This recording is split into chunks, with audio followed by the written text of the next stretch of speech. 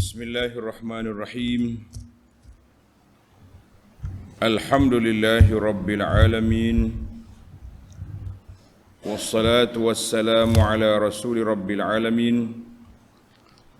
Nabiyyina wa habibina wa qudwatina Muhammad ibn Abdullah wa ala alihi wa sahbihi wa man sara ala nahjihi wa ihtada bihadihi wa istanna bisunnati ila yaumiddin.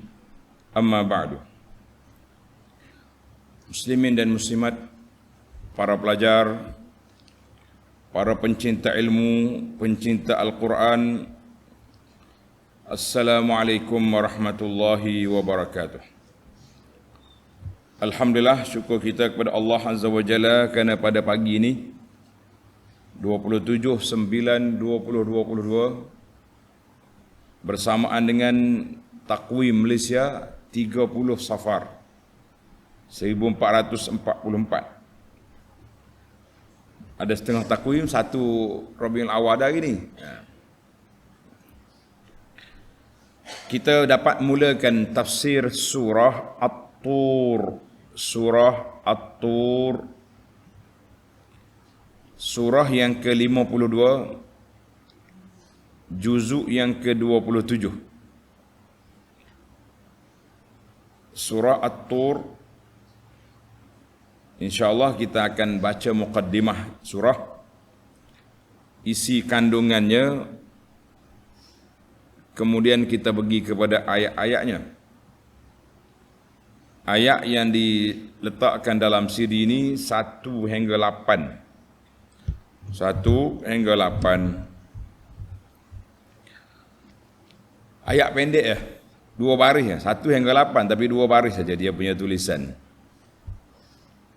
Baik para pelajar sekalian, seperti biasa kita akan mula dengan baca ayat. Kemudian kita pergi kepada huraian ataupun muqaddimah intisari kandungan surah. Kemudian kita balik semula kepada tafsirnya. A'udzu billahis samii'il 'aliim minasy syaithaanir rajiim. Bismillahirrahmanirrahim. Wat-tur wa kitabim mastur fi raqqim manshur wal baitil ma'mur was saqfil marfu' wal bahril masjur inna 'adzaba rabbika lawaqi' ma lahu min dafi'. Itu ayat yang kita baca. Sebelum daripada ayat ini kita pergi kepada muqaddimah surah. Bagi pelajar yang ada tafsir pimpinan, Jawi muka surat 1160. 1160. Surah At-Tur. Surah At-Tur. Surah ini diturunkan di Makkah. Muqaddimah dia, tafsir pimpinan dia bagi bayanul makki wal madani dulu. Surah ini diturunkan di Makkah. Yani surah makkiyatun naqala al-ijma' ala zalika ghairu wahidin minal mufassirin. Mana ramai ulama tafsir mengatakan bahawa surah ini makkiyatun, diturunkan di Mekah. Mengandungi 49 ayat. Ayat dia tak banyak, 49 dia. Asma as-surah. Nama surah ini apa nama? Dinamakan surah At-Tur, ai Gunung Tursina. Gunung Tursina di Mesir. Kerana pada awal surah ini Allah Ta'ala bersumpah dengan tempat suci dan lain-lainnya yang ada di langit dan juga di bumi. Di antaranya ialah Gunung Tursina di Mesir, untuk menegaskan bahawa azab seksa yang dijanjikan kepada orang-orang kafir tetap berlaku. Ini dia punya muqaddimah tentang nama surah. Nama surah At-Tur. Kelebihan surah dan sekaligus mengisbatkan nama surah. Kelebihan dan isbat nama surah ada dua hadis. Hadis yang pertama, an Jubair bin Mut'im radhiyallahu anhu qala sami'tu Rasulullah sallallahu alaihi wasallam qara'a fil maghribi bit-tur. Jubair kata, aku dengar Rasulullah sallallahu alaihi wasallam baca dalam solat maghrib surah At-Tur. Dengar di imam-imam maghrib sekali-sekala baca surah At-Tur ikut apa yang dibaca oleh Nabi sallallahu alaihi wasallam. Hadis ini akhrajahul Bukhari wal lafzu lahu wa Muslimun. Hadis yang kedua, an Ummi Salamah radhiyallahu anha qalat syakautu ila Rasulillah sallallahu alaihi wasallam anni ashtaki. Ummu Salamah dia beritahu kepada Nabi sallallahu dia sakit. Saya sakit ni tak larat Rasulullah. Faqala tufi min wara'in nasi wa anti rakibatun. Nabi kata tak apalah. Ummu Salamah boleh tawaf di belakang orang. Mana orang tawaf depan ni dia ujung. Belakang sekali tapi naik kenderaan. Jadi boleh naik kenderaan. Sebab tu kita dari orang uzur-uzur bila pergi Mekah boleh naiknya kereta tolak. Sekarang ni sudah ada skuter sewa, boleh. Tapi untuk orang uzur, untuk orang tak uzur, orang malah tidak digalakkan. Sebab kita nak pahala penuh. Kalau orang uzur dia pahala penuh. Kata di Ummu Salamah, fatuftu wa Rasulullah sallallahu alaihi wasallam yusalli ila jambil baiti. Aku tawaf, Rasulullah sallallahu sedang solat dekat dengan Kaabah. Nabi kita yaqra'u bit-turi wa kitabim mastur. Dia dengar Nabi baca surah At-Tur wa kitabim mastur. Hadis ini sama, rawahul Bukhari wal lafzu lahu wa Muslimun. Jelaslah kepada kita tentang surah At-Tur. Intisari kandungannya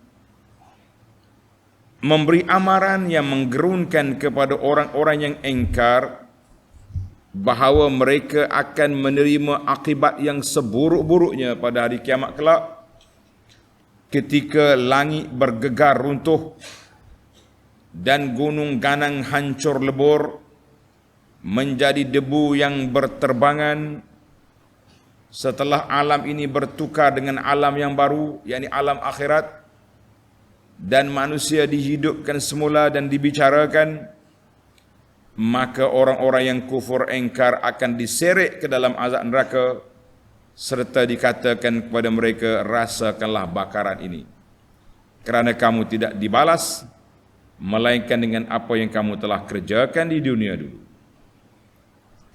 Di samping itu Allah SWT menerangkan mengenai balasan baik yang didapati oleh orang-orang yang beriman dan beramal saleh, sebagaimana permainan yang bermaksud sesungguhnya orang-orang yang bertakwa ditempatkan di dalam taman-taman syurga dan nikmat kesenangan yang tidak ada taranya. Serta dengan itu Allah Ta'ala mengingatkan orang-orang yang beriman supaya memberi pelajaran dan didikan agama kepada anak isteri dan zuriat keturunannya supaya mereka dapat berhimpun bersama dalam syurga Jannatun Na'im. Sebagaimana dalam firman Allah Ta'ala yang bermaksud, dan orang-orang yang beriman yang diturut oleh zuriat keturunannya dengan cara beriman juga kami hubungkan, yakni himpunkan zuriat keturunan itu dengan mereka di dalam syurga. Dan kami dengan itu tidak mengurangi sedikit pun dari pahala amal-amal mereka. Tiap-tiap seorang manusia terikat, tidak terlepas daripada balasan buruk apa yang dikerjakannya. Pada bahagian akhir surah ini, Allah Ta'ala dedahkan kebodohan orang-orang kafir. Ia melemparkan berbagai-bagai tuduhan kepada Nabi Muhammad sallallahu alaihi wasallam, bahawa tuduhan-tuduhan mereka bukan saja tidak berasas, bahkan mereka sengaja tidak mahu beriman. Maksud terjemahan ayat, kalau tidak, maka hendaklah mereka membuat dan mendatangkan kata-kata yang fasih, petah dan indah seperti Al-Quran itu, jika betul mereka orang yang benar dakwaannya. Sudah pasti mereka tak mampu. Jadi para jemaah sekalian, itu mukaddimah pimpinan. Kita pergi kepada Muharrar. Muharrar kata apa? Maqasidus surah. Objektif surah ini, min ahammi maqasidi hadhihi surah, di antara objektif utama surah ini, awalan, yang pertama, taqrirul ba'si, nak menetapkan kebangkitan semula. Wa bayanu su'i aqibatil mukazzibin, dan Allah nyatakan buruknya akibat para pendusta.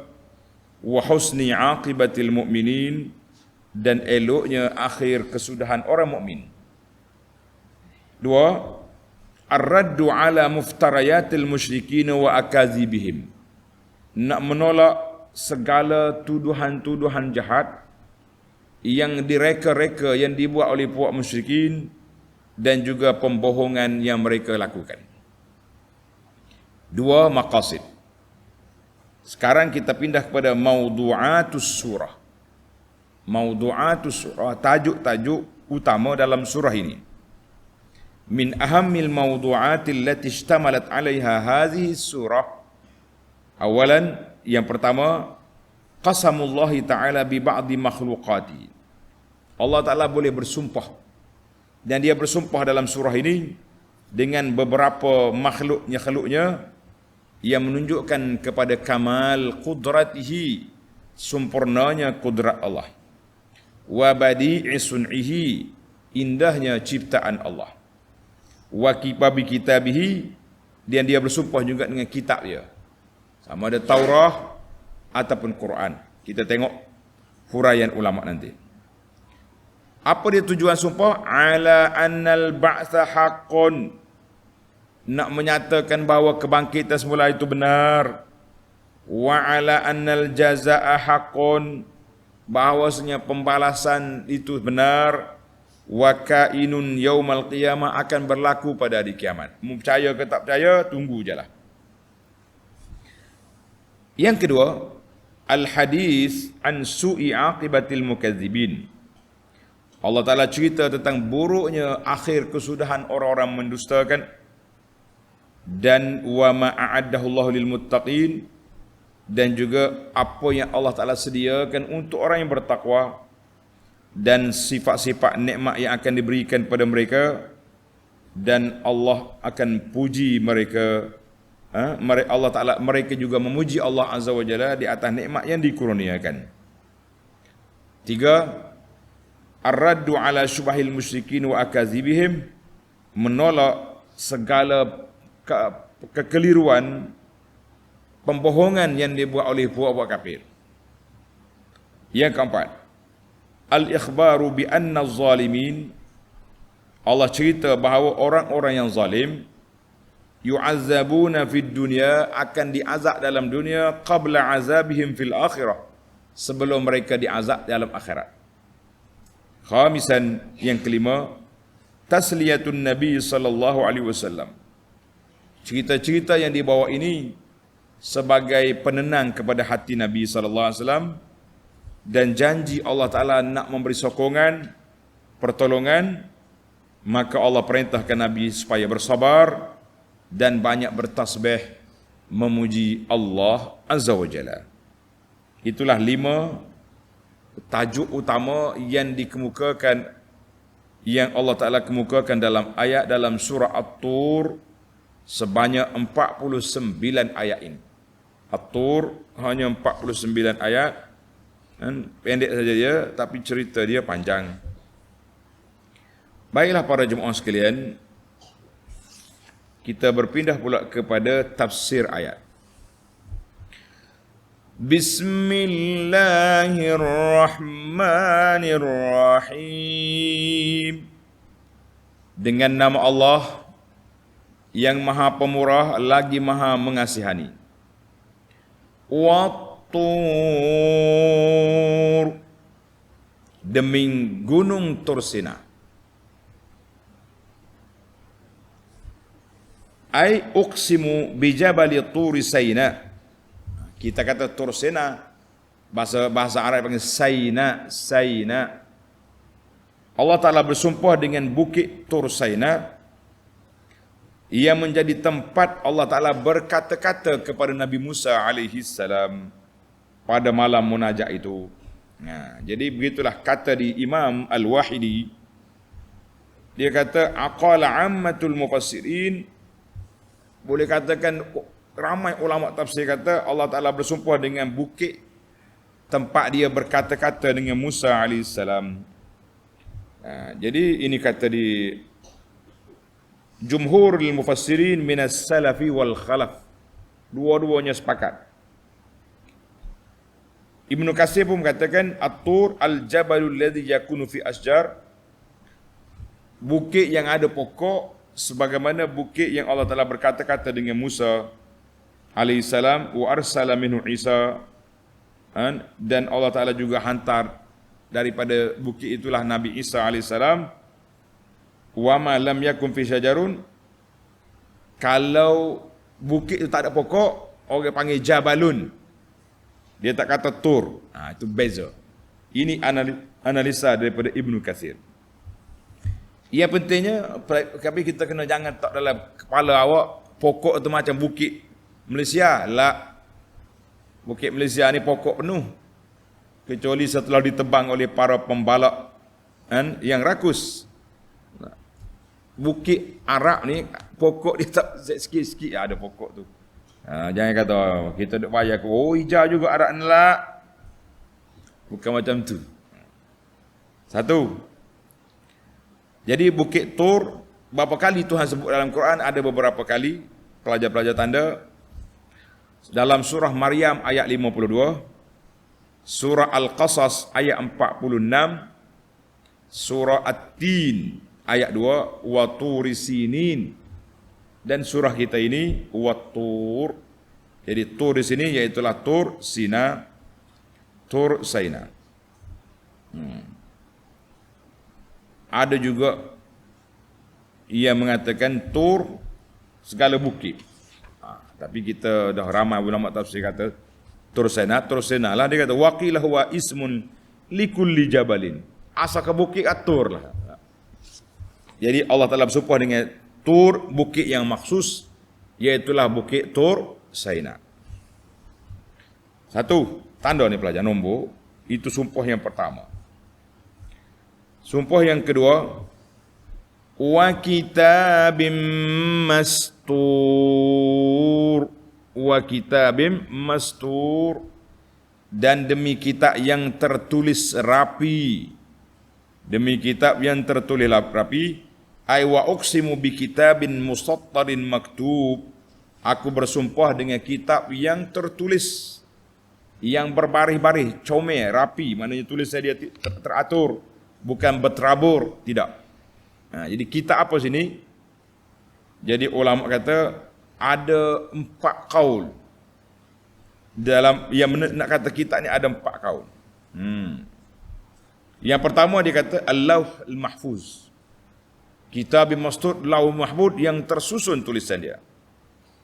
Yang kedua, Kutubu A'mali Bani Adam, rekod amalan anak Adam.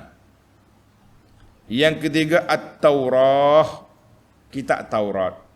Wa kitab Mastur, yakni kitab Taurat. Wa Rabi', yakni Al-Quran Al-Karim. Al-Quran Al-Karim.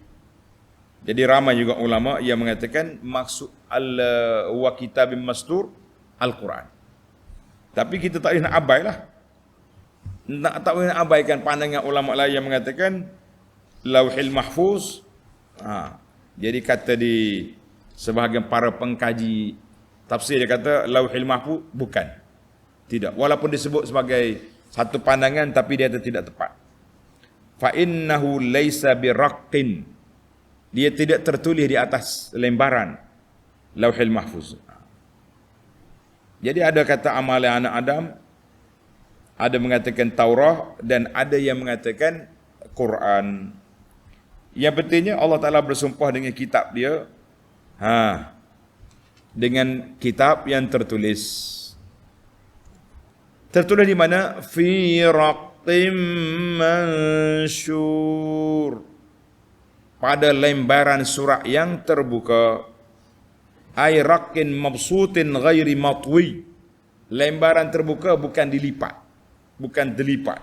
Lembaran terbuka besar. Bagaimana kitab itu? Bagaimana kitab raqqin itu macam mana? Jadi ada ulama kata raqqin ay waraqin, dengan mana kertas, ditulis atas kertas.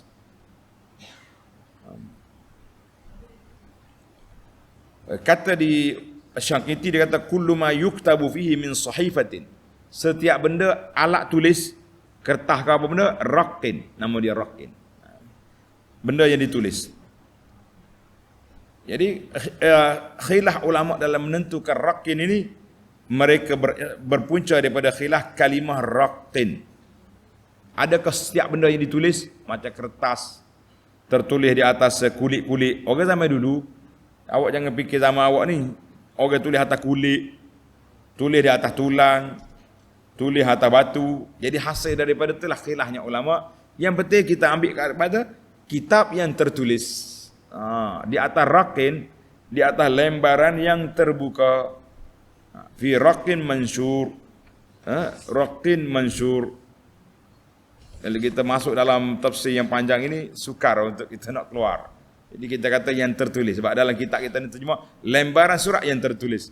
Dia tak berbincang atau lihat atas kertas ke, atau lihat atas belulang ke, atau lihat atas kulit. Wallahu a'lam. Itu dua sumpah. Sumpah yang ketiga, tu letak nombor.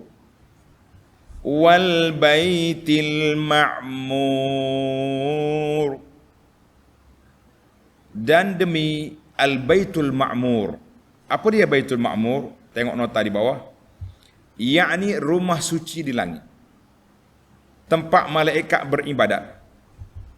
Yang terletak betul-betul di atas Baitullah, di tanah suci Makkah. Tempat itu sentiasa ma'mur dengan malaikat yang beribadat. Jadi dalam ada yang pertama, pandangan yang pertama, iaitulah dia kata baitun fis sama', rumah ibadat di langit. Mana dalil? Tengok hadis. An Malik bin Sa'sa'ah. Payah sikit. Malik bin Sa'sa'ah radhiyallahu anhu, anna Nabiy sallallahu alaihi wasallam qala fi hadis al-Isra. Nabi cerita tentang hadis Isra Mi'raj yang dia naik ke langit. Dia kata apa? Summa rufi'a li al-baitul ma'mur. Kemudian aku diangkat ke Baitul Ma'mur. Faqultu ya Jibril, ma hadha? Jibril, rumah apa ni? Qala hadzal Baitul Ma'mur. Jibril kata inilah Baitul Ma'mur. Yadkhuluhu kulla yawmin 70,000 malakin. Akan masuk tawaf rumah ini setiap hari 70,000 malaikat. Idza kharaju minhum lam ya'udu fihi akhir ma 'alaihim. Malaikat ni hanya sekali je kota dia boleh pergi tawaf di Baitul Ma'mur. Bila dia keluar dia tak boleh masuk dah. Kita ni nak pergi haji sekali boleh kota, kita boleh pergi umrah pula. Malaikat di langit tu dia boleh pergi tawaf sekali ya Baitul Ma'mur. Kemudian tak ada dah. Jadi kalau orang nak tahu berapa bilangan malaikat, mungkin setiap hari 70,000, berapa ribu tahun dah, berapa juta tahun dah umur Baitul Ma'mur, kalilah dengan dia. Kalau tanya saya, kata wallahu alam berapa tahun dah. Yang pentingnya gambaran ramainya para malaikat itu. Hadis ini rawahul Bukhari wa Muslim wal lafzu lahu ay li Muslim. Hadis yang kedua, wa an Anas bin Malik radhiyallahu anhu anna Rasulullah sallallahu alaihi wasallam qala fi hadisil Isra. Hadis Isra lagi, fa futiha lana. Kemudian dibuka pintu langit. Fa iza ana bi Ibrahim. Tiba-tiba aku tengok tu ayah aku Ibrahim sallallahu alaihi wasallam musnidan zahrahu ila Baitul Ma'mur, sedang bersandar di Baitul Ma'mur. Dia tengok tu ayah di Ibrahim duduk sandar di Baitul Ma'mur di langit sana. Wa idza huwa yadkhuluhu kulla yawmin 70 alfa malakin la ya'uduna ilaihi. Sama ke hadis. Setiap hari Baitul Ma'mur ni ditawaf oleh 70,000 malaikat. Malaikat tu hanya sekali itu yang boleh masuk. Hadzal hadis rawahu Muslim. Baik, tamatlah kita. Kita pergi pula sumpah yang keempat. Letak nombor yang keempat. Was-saqfil marfu'. Maaf. Sebelum pergi ayat yang keempat, ada lagi pandangan yang kedua. Qala waqila, pandangan yang kedua tulis. Waqila al-Baitul Ma'mur huwal Ka'bah. Ada kata Baitul Ma'mur tu Ka'bah. Sebab apa? Kata Al-Qasimi ay alladhi ya'muru bi kasrati ghasyatihi. Rumah yang banyak orang pergi tawaf tu maknanya makmurlah dia tu. Bil hujjaj wal umar wat taifin wal akifin wal mujawirin. Jadi pandangan yang kedua kata apa? Ka'bah. Baitul Ma'mur tu Ka'bah. Kata Syekh Ibn Qayyim, dia kata al-masyhur annahu, yang masyhur pandangan ahli tafsir, Baitul Ma'mur di langit. Di Ka'bah orang panggil Baitullah, rumah Allah Taala, Baitul Atiq, rumah yang atiq. Jadi tapi tanda ni sebab kesan khilaf ini memberi kesan kepada faedah yang kita akan kemukakan nanti dalam 5 faedah nanti. Sumpah yang keempat, was-saqfil marfu', dan demi bumbung yang tinggi, yakni alam langit dan segala isinya. Wa aqsimu bis sama, Allah Taala bersumpah dengan langit yang Allah Taala angkat binaannya, dan Allah Taala jadikan langit itu sebagai atap bagi bumi daripada semua sudutnya. Semua sudut bumi ni atap dia apa? Langit. Atap dia adalah langit. Kita duk cari kaki langit. Tak dia apa hari ni kaki. Orang kata kaki langit. Jadi langit itu as-sama, iaitulah langit.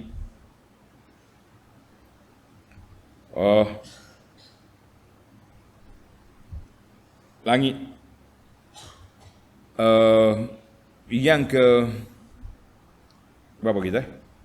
Sumpah yang kelima. Sumpah yang kelima tu.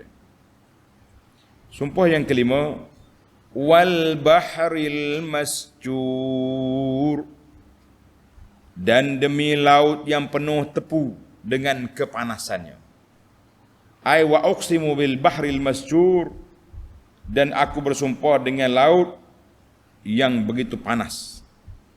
Laut mana tu? Tulis. Nombor 1, ulama tafsir kata bahrun tahta arsyir rahman.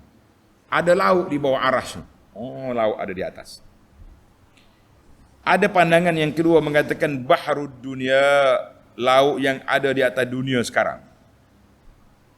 Sebab tu laut itu berombak sebab dia panas di bawah. Yang ketiga, zahaba Ibnu Ashur ila annahu makhsusun, laut yang tertentu, iaitulah laut merah, Bahrul Qalzum. Lish? Kenapa Allah bersumpah dengan laut merah? Annahu bihi uhlika Fir'aun, karena dalam laut itulah dibinasakan Fir'aun dengan kuncu-kuncunya. Jadi Ibnu Jarir kata wa aulal aqwal, pendapat yang paling utamalah yang untuk kita terima, iaitulah wal bahril mamlu al majmu' ma'hu, laut yang penuh airnya, yang penuh dengan isinya, itulah yang dikatakan al bahril masjur. Jadi panjang sangat. Wallahu alam laut mana yang betul laut. Allah Taala bersumpah dengan laut. Berapa kali sumpah? 5 kali sumpah. Untuk apa sumpah ini? Tengok ayat yang ke-7. Inna azab rabbika lawaqi'. Sesungguhnya azab Tuhanmu tetap akan berlaku. Naknya Allah bersumpah dengan 5 kali dengan makhluk dia, nak menyatakan azab itu pasti akan berlaku. Ai uqsimu bitilkal asya'. Allah kata aku bersumpah dengan makhluk-makhluk aku yang besar-besar itu, nak menetapkan bahawa azab yang Allah Ta'ala sebut itu ya Muhammad lawaqi'un, tetap akan berlaku apabila sampai waktu dia. Kafir kerah kepala ke tak kerah kepala, engkau tunggu lahir si kafir yang tak mau terima. Kemudian Allah kata apa? Bila turun ayat, apa jadi? Ma lahu min dafi'. Ay ma li zalikal azab min dafi'in yadfa'uhu an ahlihi. Apabila turunnya ayatnya, tak ada siapa yang boleh menolaknya. Fayunqidhuhum minhu, tak ada siapa yang boleh menyelamatkan azab itu daripadanya. Ini berat kita. Bila turun ayat azab, setengahnya tidak siapa yang dapat menolak azab itu. Siapa nak tolak azab Allah Ta'ala? Na'udzubillahi min ghadabillah. Kita minta perlindungan daripada azab kubur, daripada azab neraka, daripada azab jahannam. Allahumma ajirna minan nar ya rabbal alamin ya arhamar rahimin. Maka kata di ulama tafsir, setelah Allah tetapkan bahawa azab itu akan turun, Allah mati stamp. Kalau bahasa kita kata mati stamp, orang kapur kata mati hawa, iaitu kalau azab ini turun, tiada siapa yang boleh menolaknya. Kamu akan terima, kamu akan melalui keseksaan yang dahsyat. Karena itu kita sebagai orang yang beriman, jangan berani-berani cuba lawan Tuhan dengan melakukan maksiat, kerana maksiat akan mengundang bala, mengundang azab yang cukup dahsyat. Allahu Akbar. Nas'alullah as-salamata wal afiyah. Kita minta dengan Allah Ta'ala keselamatan dan kesejahteraan di dunia dan juga di akhirat. Tamaklah kita, para pelajar sekalian, 8 ayat yang pendek-pendek dalam di awal surah At-Tur. Dalam surah At-Tur ni pendek saja ada. Sekarang kita berpindah kepada mencari 5 faedah daripada ayat yang kita baca ini. Faedah yang pertama, ayat yang kita baca keseluruhannya, 1 sehingga wal bahril masjur, 5 kali sumpah itu, al-qasamu bihadhil umur, Allah Ta'ala bersumpah dengan 5 makhluk dia yang ini, litakiri wa tahqiqil wa'id, kerana nak menyatakan, menguatkan bahawa janji Allah Ta'ala itu pasti akan berlaku. Jangan rasa berani nak lawan lah. Jangan rasa berani nak lawan. Sebab apa? Sebab janji aku bukan main-main.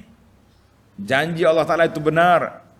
Allah Ta'ala mula sebelum berjanji, nyatakan janji dia dengan sumpah dulu.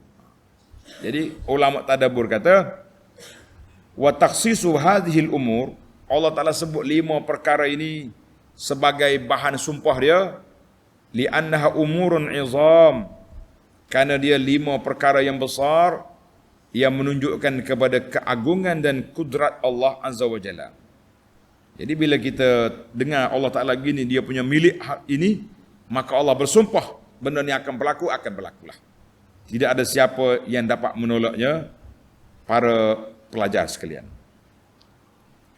Itu yang pertama yang boleh kita ambil. Kemudian Allah Ta'ala sebut kepada kita Wat-Tur. Tulis ini nombor 2, Wat-Tur, dan demi bukit Tur. Tur ini dengan makna jabalun bil lughati suryaniyah. Bahasa Suryani, Tur dengan makna jabal. Jadi para ulama telah pun menetapkan bahawa bukit itu iaitulah bukit Tur Saina, yang menjadi tempat apa?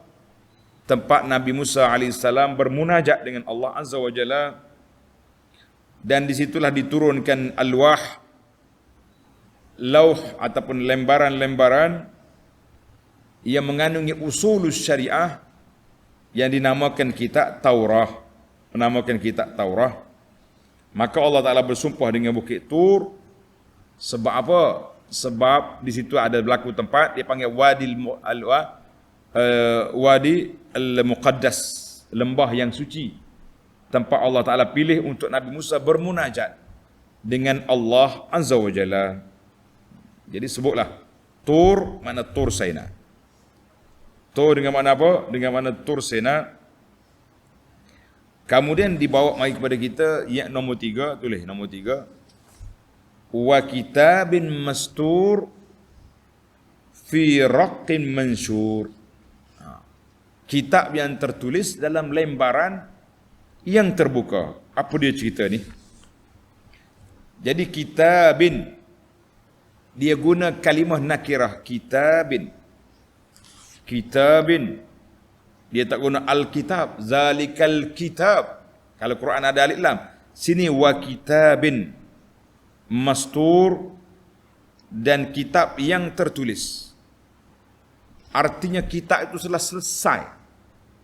Allah Ta'ala turunkan kitab yang telah selesai, mafrughan minhu, telah selesai dia punya tulisan. Maka wa dzalika ala anal qaul, ada ulama kata kitab itu Quran. Ada kitab itu Quran. Habis Quran kan turun 23 tahun dah selesai dah dia punya tulisan. Daripada langit dunia diturunkan ke, daripada Al-Lauhil Mahfuz diturunkan ke langit dunia. Kemudian Jibril alaihissalam menurunkan Quran kepada Nabi berperingkat-peringkat.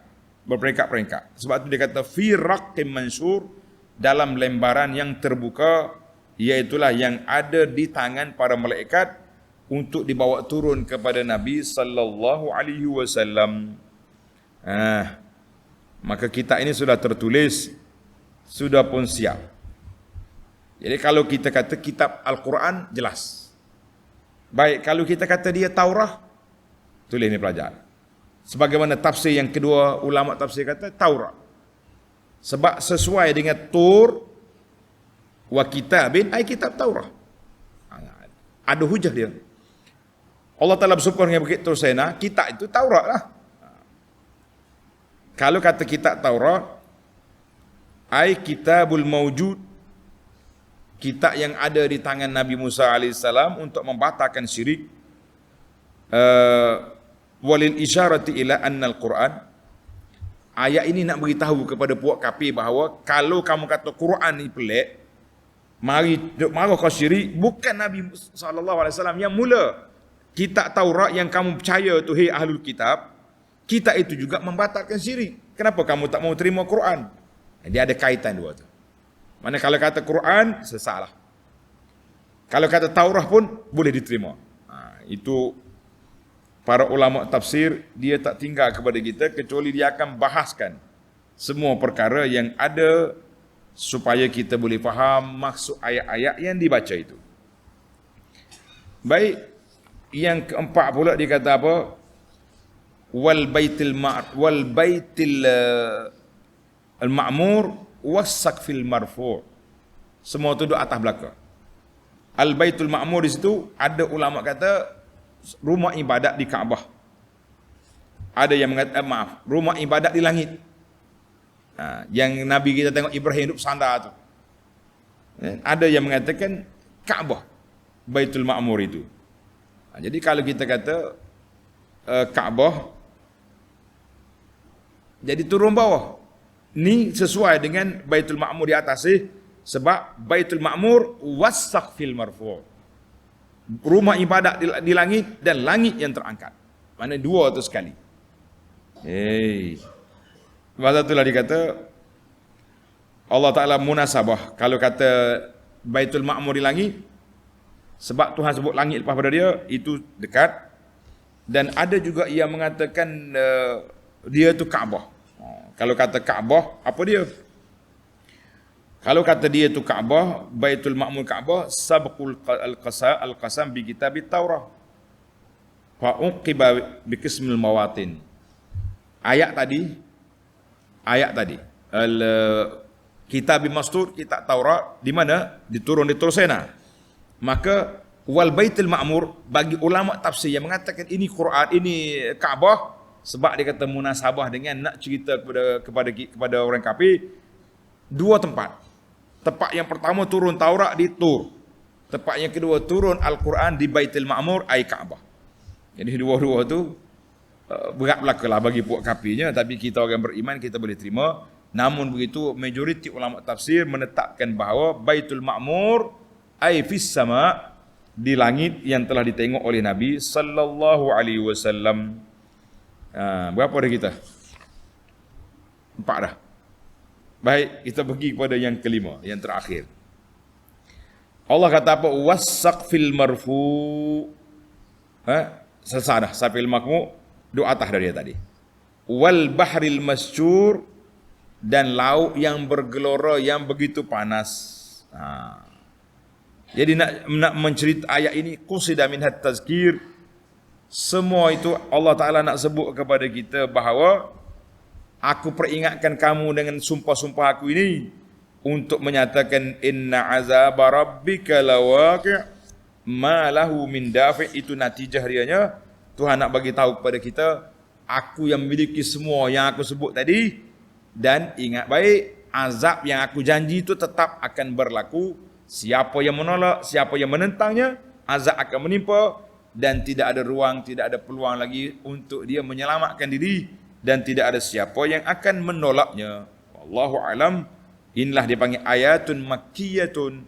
Ayat-ayat yang diturunkan di Mekah, dia punya metod pada penjelasan dia berkisah tentang tasbitul aqidah, nak menguatkan akidah umat Islam, dan juga nak menenangkan hati Nabi sallallahu alaihi wasallam.